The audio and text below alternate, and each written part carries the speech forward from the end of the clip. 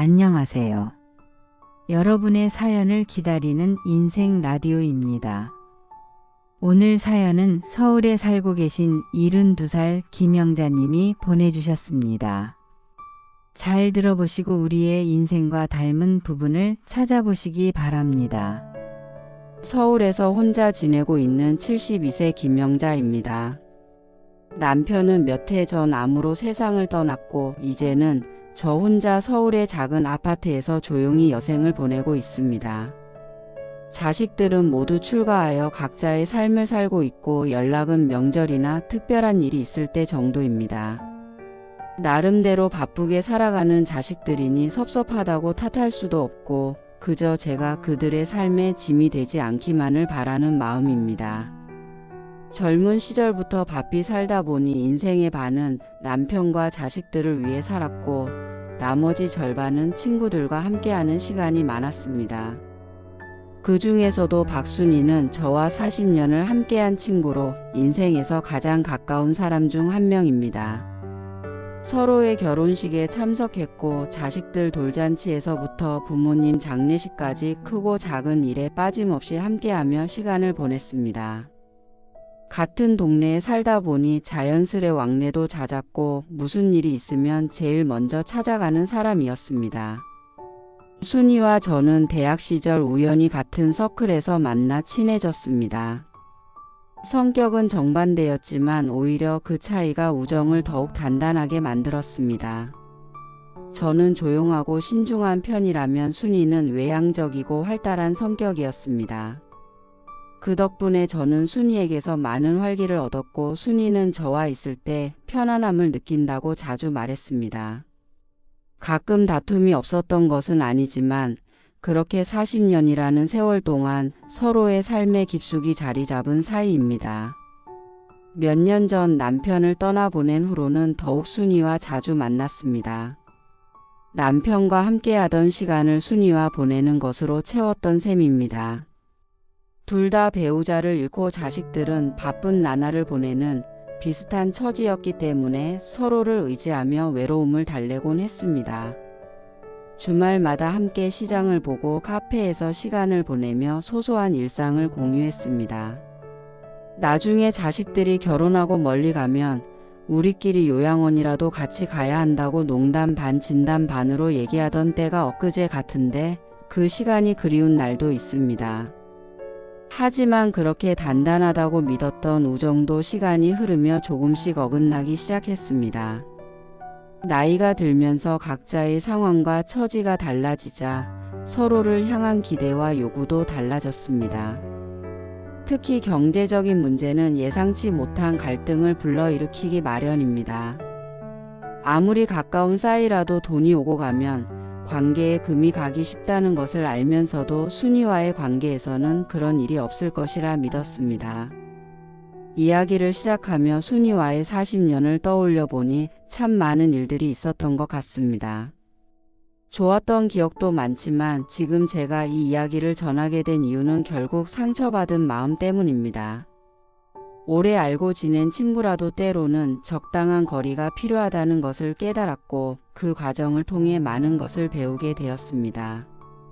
순이와 저는 40년 지기 친구였습니다. 젊은 시절부터 함께 울고 웃으며 인생의 굴곡을 나누었던 말 그대로 서로의 삶을 누구보다 잘 아는 사이였죠.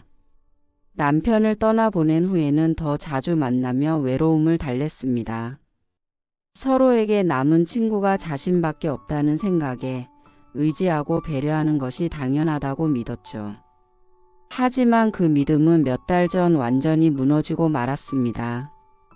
그날도 평소처럼 순이와 점심을 먹고 집으로 돌아와 TV를 보고 있는데 갑자기 은행에서 전화가 걸려왔습니다. 김영자 고객님, 지난주에 대출하신 500만 원 상환일이 다가와 연락드렸습니다. 라는 상담원의 말에 순간 귀를 의심했습니다. 대출이라니 저는 대출을 신청한 적이 없었습니다. 혹시 사기 전화인가 싶어 바로 은행을 방문했습니다. 그러나 확인 결과 그 대출은 제 명의로 확실히 진행된 것이었습니다. 그제야 알게 되었습니다. 순이가 제 인감 도장과 신분증 사본을 사용해 몰래 대출을 받은 것입니다. 평소 자주 저희 집에 들르던 순이가 장롱 깊숙이 넣어둔 인감 도장을 찾아낸 것이었죠. 손이 떨리고 심장이 덜컥 내려앉는 것 같았습니다. 친구라는 믿음에 기대 방심했던 제 잘못이 컸지만 그렇다고 해도 감히 이런 짓을 저지를 줄은 상상조차 하지 못했습니다. 급히 순이에게 전화를 걸어 대출건에 대해 물었지만 그녀의 반응은 더욱 충격적이었습니다. 아, 그거? 내가 급해서 잠깐 썼어. 곧 갚을 거니까 걱정하지 마. 마치 제 돈을 자기 돈처럼 여기며 당연하다는 듯한 말투였습니다. 너무 황당해 말이 나오지 않더군요. 순이야, 어떻게 내 허락도 없이 그럴 수 있어? 나 곧 수술 앞두고 있는데 이게 무슨 짓이야? 라고 겨우 목소리를 냈습니다. 그러자 순이는 한숨을 쉬며 이렇게 말했습니다. 영자야, 넌 살림도 넉넉하고 자식들도 잘 살잖아. 그 정도는 도와줄 수 있는 거 아니야? 너한테 500만 원이 대수야. 저는 순간 숨이 막히는 것 같았습니다. 가까운 친구라고 생각했던 사람이 저를 이런 식으로 바라보고 있었다는 사실에 눈물이 핑 돌았습니다. 수술비로 모아둔 돈에 손을 댄 것도 모자라 그걸 당연하다고 여기는 순이의 태도는 참담했습니다. 이후에도 순이의 행동은 계속됐습니다. 가끔 만날 때마다 식사는 제가 내야 했고 심지어는 여행을 다녀온 뒤에도 선물을 요구하기까지 했습니다. 너 혼자 사는데 돈 쓸 데도 없잖아. 나 같은 친구한테 쓰는 게 남는 거지. 라는 말을 듣고는 순간 귀를 의심했습니다. 그 말이 농담인지 진담인지 분간이 안 갔지만 순이의 태도는 늘 진지했습니다. 한 번은 가족 모임에서 순이와 함께 밥을 먹을 기회가 있었는데 그 자리에서 순이는 저를 대놓고 깎아내리기 시작했습니다. 영자야, 너 그렇게 돈 쓰면서도 자식들한테는 안 도와준다며? 좀 베풀면서 살아. 자식들한테도 친구한테도. 주변에 있던 제 자식들이 순이의 말을 듣고 표정이 굳어졌습니다. 하지만 저는 그 상황이 너무 불편해 얼른 화제를 돌리려 했습니다. 집에 돌아와 자식들이 조심스럽게 물었습니다. 엄마, 순이 이모가 왜 그러셔? 혹시 뭔 일 있어요? 그 말을 듣는 순간 눈물이 왈칵 쏟아졌습니다. 자식들에게까지 이런 일을 알리고 싶지 않았지만 이미 엎질러진 물이었습니다. 저는 그제서야 자식들에게 상황을 설명했습니다. 큰 충격을 받은 자식들은 당장 순이를 만나지 말라고 했습니다. 하지만 저는 그럴 수가 없었습니다. 아무리 화가 나도 40년을 함께한 친구를 하루아침에 내칠 수는 없었습니다. 그러던 어느 날 순이와 차를 마시며 그동안 쌓였던 감정을 솔직하게 털어놓았습니다. 순이야, 솔직히 말할게. 내가 내 인감 도장으로 대출을 받은 것, 난 정말 상처였어. 수술도 앞두고 있었는데 그런 일을 당하니 너무 힘들더라. 그러자 순이는 얼굴을 붉히며 오히려 저를 비난했습니다. 야, 그 정도로 예민하게 굴면 누가 너랑 만나겠어? 친구끼리 그 정도는 이해해야 하는 거 아냐? 그 말을 듣는 순간 이제는 이 관계를 계속 유지하는 것이 의미 없다는 것을 깨달았습니다. 저는 더 이상 순이의 말에 대꾸하지 않고 자리를 떴습니다. 그 뒤로 순이와 연락을 끊고 지내고 있습니다. 40년 우정을 한순간에 끊는다는 것이 얼마나 어려운지 잘 알지만 제 자신을 지키기 위해서라도 어쩔 수 없는 선택이었습니다. 이 일로 저는 인간관계에 대해 다시 생각하게 되었습니다. 아무리 가까운 친구라도 서로의 경계를 존중하지 않으면 관계는 무너질 수밖에 없습니다. 그리고 가까운 사이일수록 더욱 신중하고 서로를 배려해야 한다는 것을 깨달았습니다. 순이와의 관계는 40년 동안 지속된 깊은 우정이었습니다. 오랜 세월을 함께하다 보니 가족보다도 서로의 사정을 잘 알고 있었고 어려운 순간마다 의지했던 존재였습니다. 하지만 그 친밀함이 어느 순간부터는 저를 향한 무례함으로 변해가고 있었습니다. 처음에는 나를 믿으니까 이렇게 하는 거겠지라는 생각으로 이해하려 했습니다. 하지만 시간이 지날수록 순이의 행동은 점점 도를 넘어섰고 저는 점차 지쳐갔습니다. 순이가 제 이름으로 몰래 대출을 받은 사건은 그 절정이었습니다. 500만 원이라는 금액도 컸지만 그것보다도 허락 없이 제 인감 도장을 사용했다는 사실이 저를 더 큰 충격에 빠뜨렸습니다.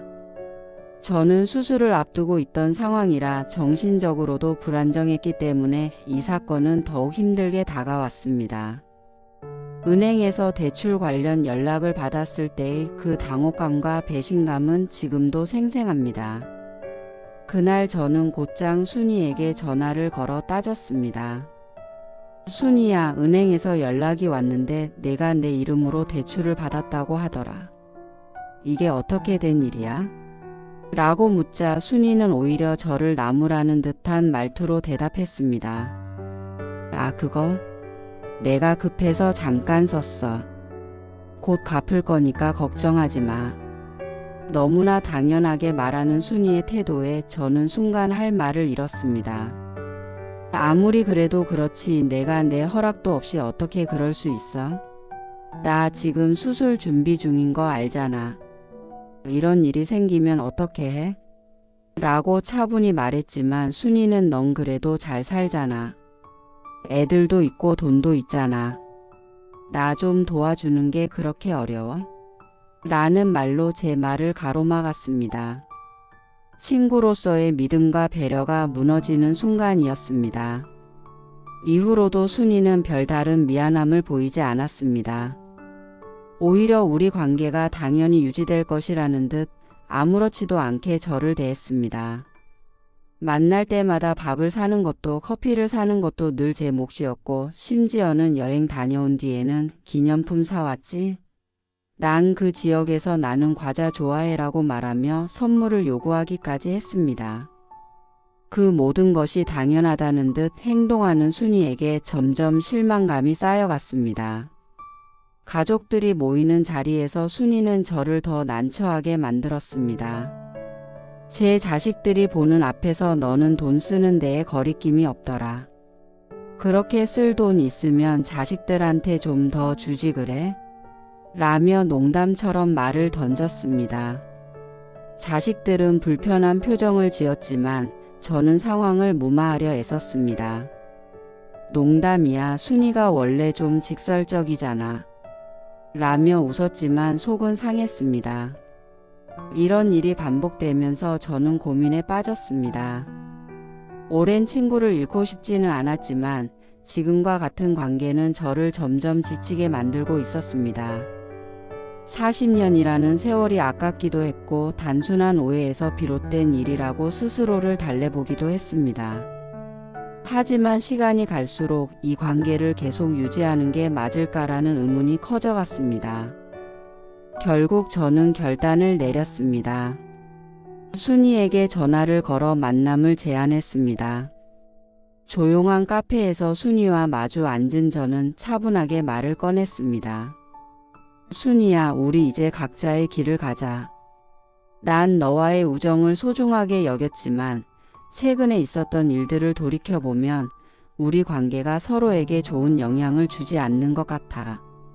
순이는 예상대로 화를 냈습니다. 너밖에 모르는구나. 그렇게 따지면 나도 너한테 섭섭했던 일 많아.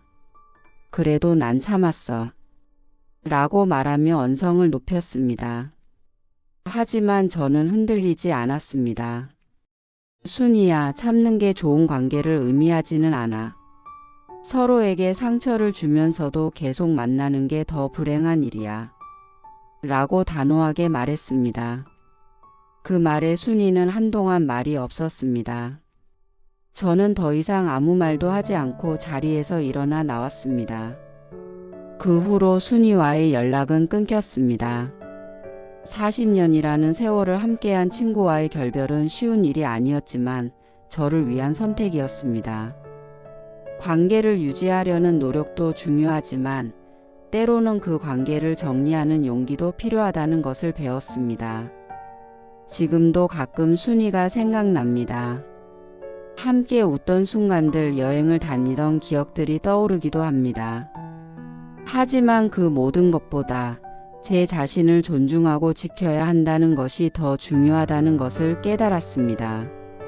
누군가와의 관계에서 자신이 계속 상처받고 있다는 느낌이 든다면 그 관계는 다시 생각해 봐야 합니다.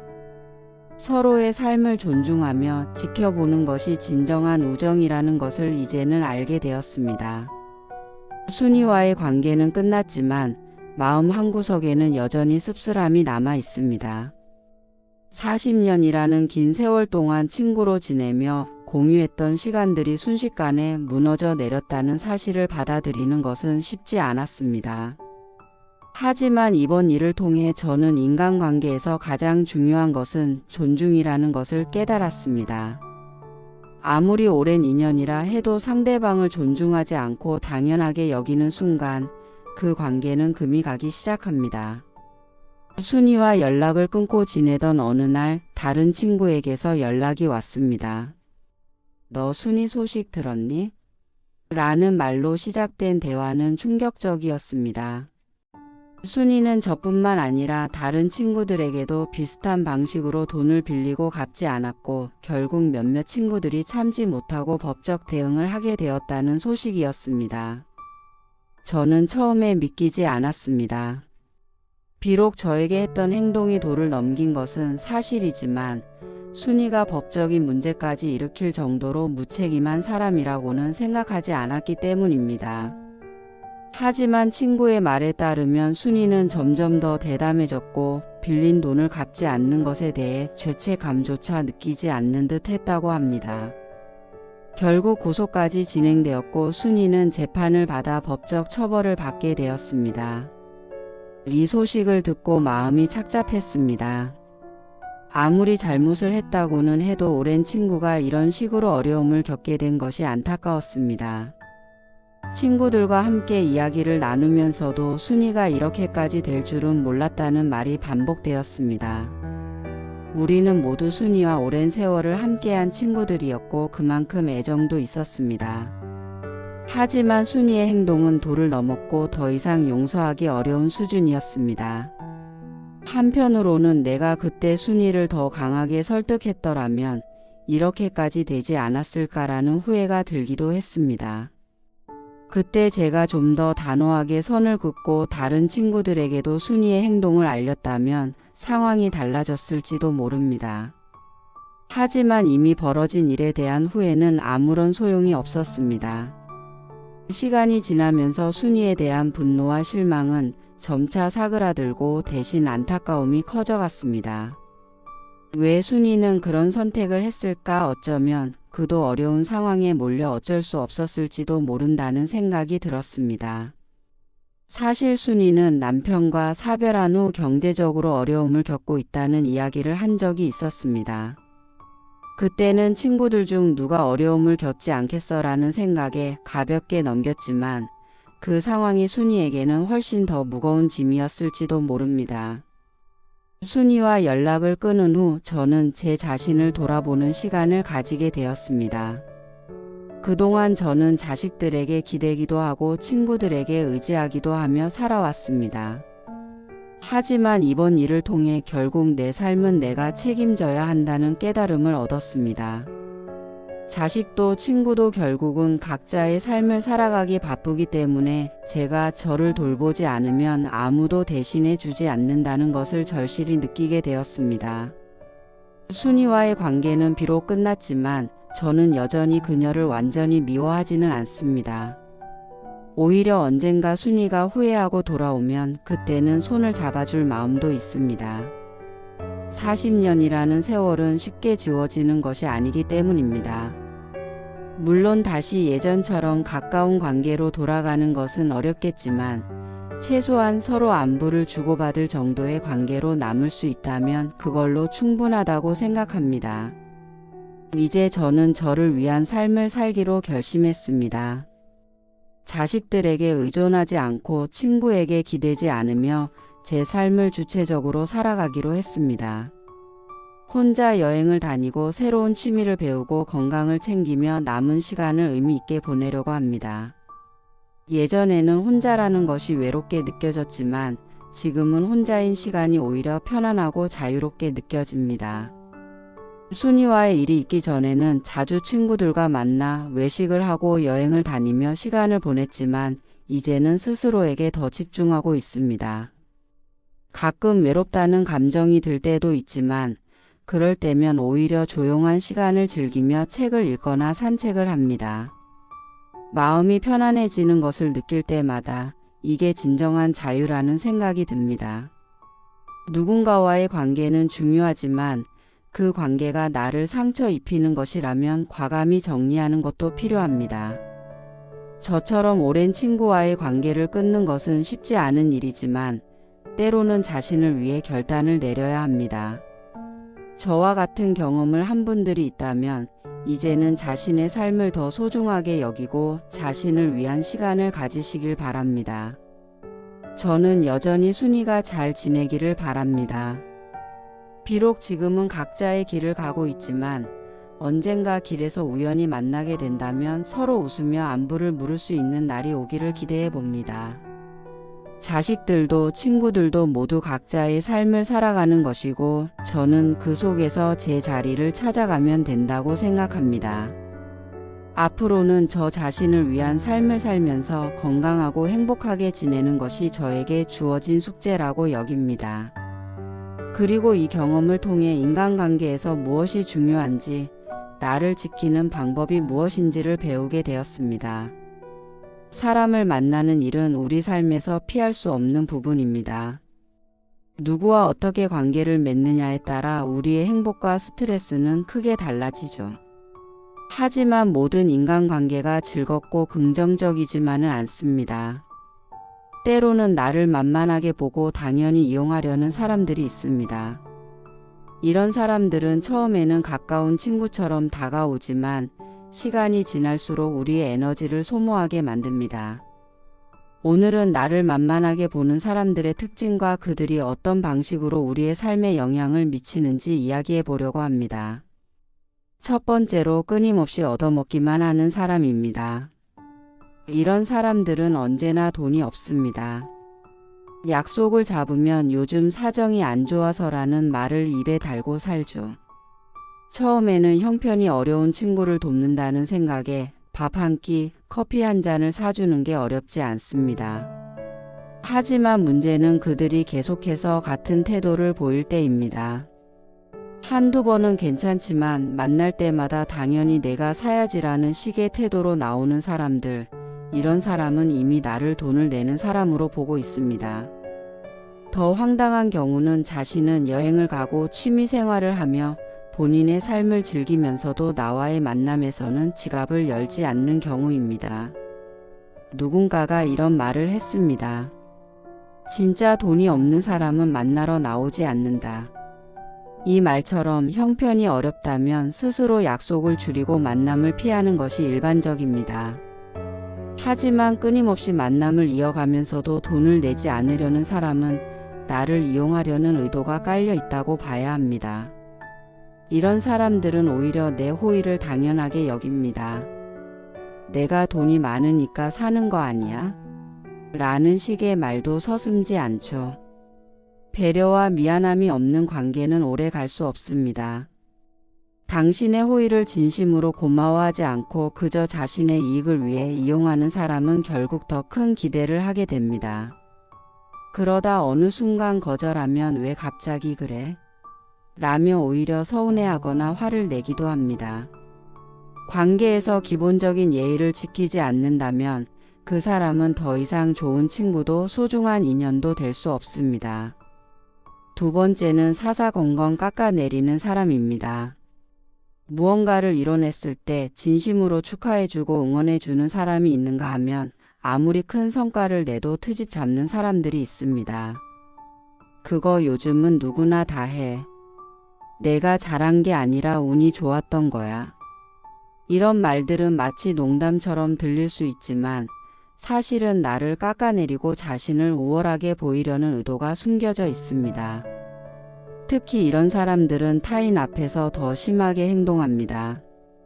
내 단점을 과장해 말하거나 사소한 실수를 크게 부풀려 이야기하죠. 본인은 그게 너를 위한 충고야 라고 말하지만 실제로는 본인의 자존감을 높이기 위한 행동입니다. 상대방의 성과를 칭찬하는 대신 부족한 부분을 강조하며 마치 자신이 더 잘난 사람처럼 보이려는 것이죠. 이런 관계는 오랜 시간에 걸쳐 우리의 자존감을 갉아먹습니다. 처음에는 그럴 수도 있지 하고 넘기지만 지속적으로 깎아내리는 말을 듣다 보면 나도 모르게 자신감이 떨어지고 자꾸 위축되게 됩니다. 결국 나 자신도 모르게 그 사람 앞에서는 작아지고 무엇을 해도 부족하다는 생각이 들게 되죠. 사람은 자신을 존중해 주는 사람과 있을 때 성장하고 행복을 느낍니다. 반대로 계속해서 깎아내리는 사람과 있으면 점점 더 무기력해지고 삶에 대한 의욕도 사라집니다. 마지막으로 같은 실수를 반복하는 사람이 있습니다. 이런 사람들은 늘 시간 약속을 어기고 반복해서 상처 주는 말을 합니다. 처음에는 실수겠지 하고 넘어갑니다. 하지만 시간이 지나도 고쳐지지 않는다면 그것은 실수가 아니라 그 사람의 태도이자 습관입니다. 한두 번 지적해도 바뀌지 않는 행동은 상대방이 나를 존중하지 않는다는 신호입니다. 약속 시간에 늦고도 바빠서 어쩔 수 없었어라고 말하거나 상처 주는 말을 하고도 그냥 농담이야. 왜 그렇게 예민하게 굴어? 라며 책임을 회피하는 사람들이 있죠. 이런 사람은 자신의 잘못을 진지하게 받아들이지 않습니다. 왜냐하면 지금까지 그렇게 행동해도 관계가 지속됐기 때문입니다. 그래도 되니까라는 생각이 이런 사람들을 만든 것입니다. 우리는 이런 사람들을 계속해서 용서하고 받아줍니다. 그리고 그들은 우리의 배려를 약점으로 보고 똑같은 행동을 반복하죠. 이런 관계에서는 내가 끊어내지 않는 이상 절대 바뀌지 않습니다. 중요한 것은 나에게 상처를 주는 사람이 아무리 가까운 친구라 하더라도 반복적인 실수와 무례한 행동은 용납해선 안 된다는 것입니다. 우리는 좋은 사람을 만날 권리가 있고 나를 존중하는 사람들과 함께할 자격이 있습니다. 반대로 나를 이용하거나 깎아내리고 반복적으로 실수하는 사람들과는 거리를 두어야 합니다. 인간관계에서 중요한 것은 양이 아니라 질입니다. 나를 진심으로 아끼고 응원해 주는 사람 한두 명이면 충분합니다. 나를 만만하게 보는 사람들로 인해 더 이상 감정 소모하지 않도록 지금이라도 관계를 정리하는 용기가 필요합니다. 우리가 인간관계를 맺으며 종종 마주하는 문제는 상대방이 나를 만만하게 보고 깔보는 태도를 보일 때입니다. 그들은 대놓고 비난하지 않지만 사소한 말과 행동에서 나를 낮추고 스스로를 높이려는 모습을 보이죠. 특히 가까운 사람일수록 이러한 행동은 교묘하게 이루어지며 때로는 너를 위해 하는 말이야 라는 그럴듯한 명분을 내세우기도 합니다. 하지만 이러한 태도는 결국 나의 자존감을 갉아먹고 관계 자체를 독이 되게 만듭니다. 이런 사람들은 언제나 타인의 성과나 노력을 가볍게 여기고 마치 본인이 더 우월한 사람인 것처럼 행동합니다. 무언가 새로운 일을 시작했을 때 그들은 그게 될 것 같아 라며 비아냥거립니다. 기껏 용기를 내어 무언가 도전했지만 돌아오는 건 비난뿐입니다. 더 나아가 내가 무언가를 이뤄냈을 때조차도 칭찬보다는 운이 좋았네 혹은 요즘은 다들 그 정도는 하잖아 라는 말로 가치를 깎아내립니다. 이들의 특징은 항상 남의 단점만을 강조한다는 점입니다. 나의 작은 실수는 크게 부풀려서 말하고 잘한 일은 애써 무시하죠. 예를 들어 직장에서 성공적으로 프로젝트를 마쳤다고 하더라도 그건 내가 잘한 게 아니라 팀 덕분이야 라며 나의 공을 깎습니다. 모든 일을 본인의 잣대로 평가하고 자신은 항상 옳다는 태도를 보이는 사람들이죠. 이들은 나와 친한 친구이거나 오랜 지인일 경우가 많습니다. 처음에는 아끼니까 그런 말을 하나보다라고 생각하며 넘기지만 시간이 지날수록 반복되는 비난에 지치게 됩니다. 심지어 그들 앞에서는 자꾸 움츠러들고 점점 나 자신에 대한 자신감도 떨어집니다. 이런 관계를 유지하는 동안 우리는 불편함을 감수하고 때론 그들을 기쁘게 하기 위해 필요 이상의 노력을 기울이기도 합니다. 하지만 과연 그들은 우리의 노력을 진심으로 고마워할까요? 이런 사람들은 상대방이 자신보다 잘 되는 것을 못 봅니다. 내가 잘 되면 마치 자신의 자리를 위협받는 것처럼 느끼죠. 그래서 어떻게든 나를 깎아내리고 기를 죽이려고 합니다. 심지어 가족이나 친척들 앞에서 나의 약점을 들추며 쟤는 원래 그랬어라며 웃음거리로 삼기도 합니다. 더 심각한 경우는 이런 행동이 반복되면 나를 향한 주변 사람들의 시선까지 바뀔 수 있다는 것입니다. 이들은 본인이 실수했을 때는 쉽게 넘기지만 내가 실수하면 그것을 집요하게 파고듭니다. 사소한 말실수나 행동 하나에도 그게 문제야라며 트집을 잡죠. 그 과정에서 상대방은 내가 상처받는 것에 대해 전혀 개의치 않습니다. 오히려 나의 감정은 사소하게 여기고 너는 왜 그렇게 예민하냐며 상황을 반전시키기까지 합니다. 그렇다면 우리는 이러한 사람들을 어떻게 대해야 할까요?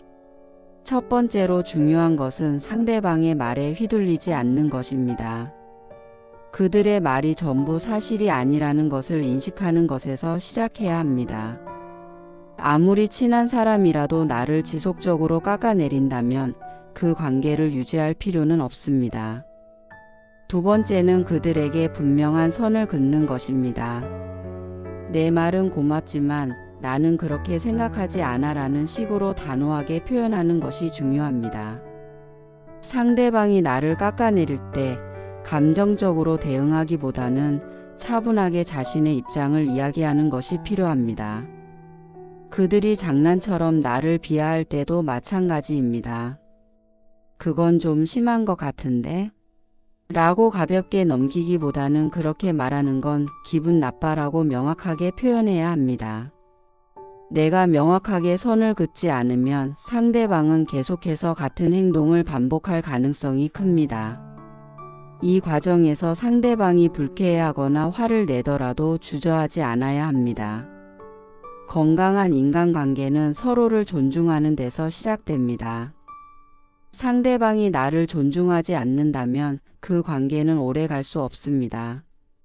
오히려 그런 관계를 계속 이어가는 것은 나에게 해가 될 뿐입니다.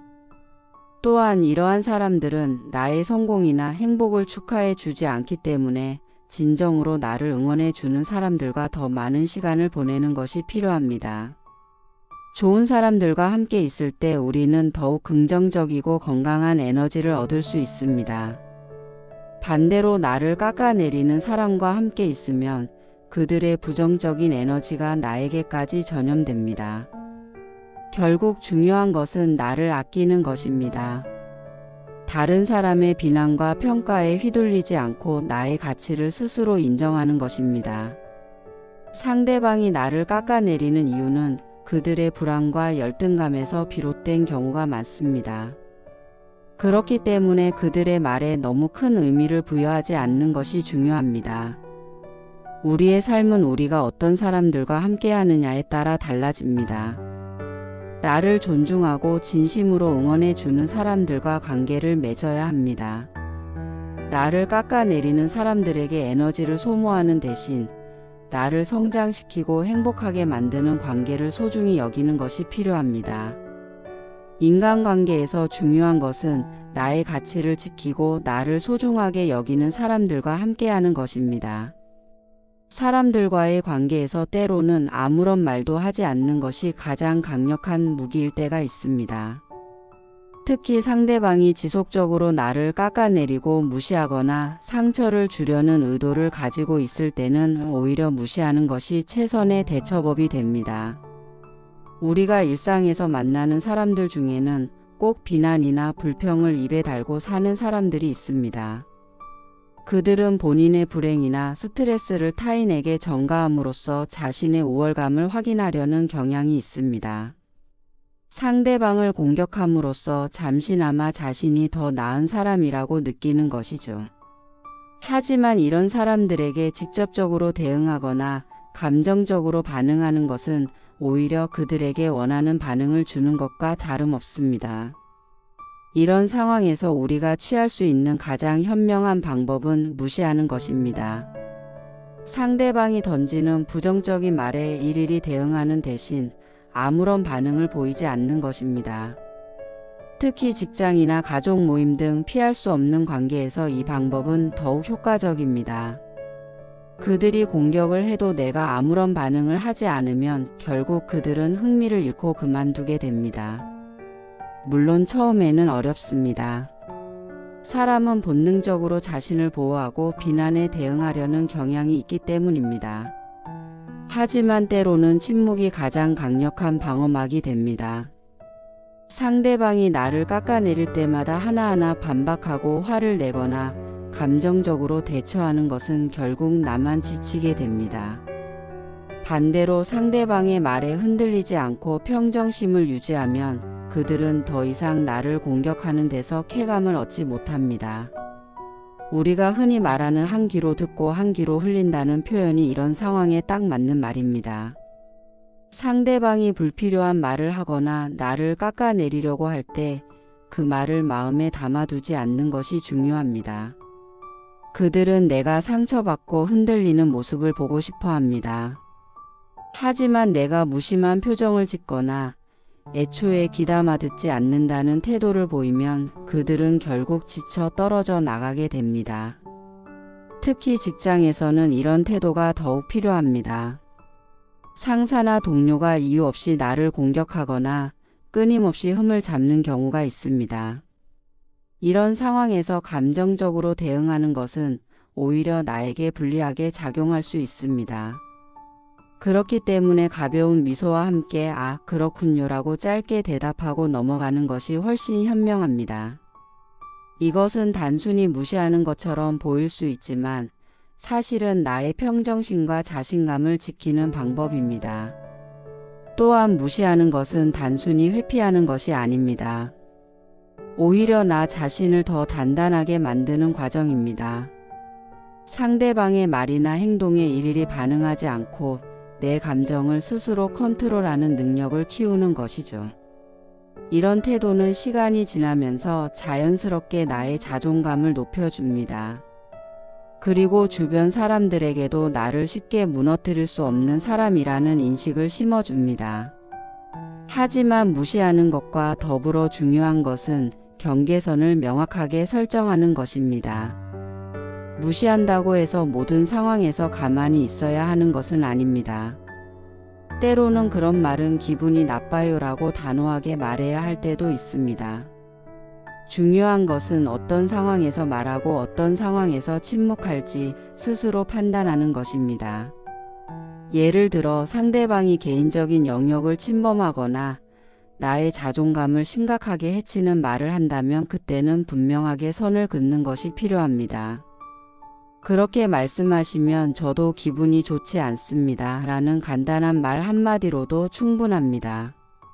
그러나 그 이후에 상대방이 계속 같은 행동을 반복한다면 그때는 더 이상 말로 대응하지 않고 무시하는 것이 최선입니다. 결국 중요한 것은 나를 지키는 것입니다. 우리는 누구도 나의 감정을 함부로 흔들 권리가 없으며 나를 깎아내리는 사람과 계속해서 관계를 유지할 필요도 없습니다. 나에게 해가 되는 관계라면 미련 없이 끊어내야 합니다. 그리고 끊어내는 과정에서 필요한 것이 바로 무시하는 힘입니다. 이렇게 무시하는 법을 익히다 보면 자연스럽게 삶에서 불필요한 스트레스가 줄어들게 됩니다. 상대방이 나를 깎아내리려고 해도 그것이 더 이상 내게 상처가 되지 않게 됩니다. 그 결과 나는 더욱 단단해지고 스스로의 가치를 지키는 데 집중할 수 있게 됩니다. 무시하는 것은 때로는 용기입니다. 상대방이 나를 흔들려고 할 때 흔들리지 않고 나의 자리를 지키는 것은 결코 쉬운 일이 아닙니다. 하지만 그것이야말로 진정한 자기 보호이며 건강한 인간관계를 유지하는 방법입니다. 우리는 나를 깎아내리는 사람들에게 더 이상 휘둘릴 필요가 없습니다. 그들의 말과 행동에 일일이 반응하기보다는 묵묵히 나의 길을 걸어가는 것이 더 현명한 선택입니다. 마지막으로 인간관계에서 가장 중요한 것은 나를 존중하는 사람들과 시간을 보내는 것입니다. 나를 깎아내리는 사람들에게 에너지를 쏟기보다는 나를 사랑하고 아껴주는 사람들과 함께하는 시간이 훨씬 더 값집니다. 나의 가치를 진정으로 인정해주는 사람들과의 관계를 통해 우리는 더 행복하고 풍요로운 삶을 살 수 있습니다. 이제부터는 나를 무시하고 깎아내리는 사람에게 신경 쓰기보다는 나를 진심으로 아끼는 사람들에게 에너지를 쏟아보세요. 그리고 때로는 말 대신 침묵으로 나를 지키는 법을 배워보는 것은 어떨까요? 오늘의 사연을 들어봤는데요. 여러분도 살면서 비슷한 일이 있진 않으셨나요? 인생 라디오는 여러분의 사연을 항상 기다리고 있습니다. 댓글에 여러분의 이야기를 해주세요. 가장 진정성 있고 공감 가는 사연을 선정해서 저희 쇼핑몰에서 가장 인기 있는 6년근 홍삼 세트를 선물로 드립니다. 또한 동서고금을 막론하고 진리로 꼽히는 명언 중 하나는 건강한 몸에 맑은 정신이 깃든다는 것입니다. 제가 운영하는 쇼핑몰에서는 50대 이상을 위한 홍삼과 건강기능식품들을 항상 준비해두고 있습니다. 인터넷 최저가보다도 30%에서 50% 저렴하게 판매하고 있습니다. 특별히 유튜브 영상을 보고 들어오셔서 회원 가입을 해주신 분들에게는 3만원 할인 쿠폰도 드리고 있습니다. 곧 명절도 다가오는데 더보기란과 고정 댓글에 링크로 들어가셔서 구경하고 가셔도 좋을 것 같습니다. 다음 영상에서 뵙겠습니다. 감사합니다.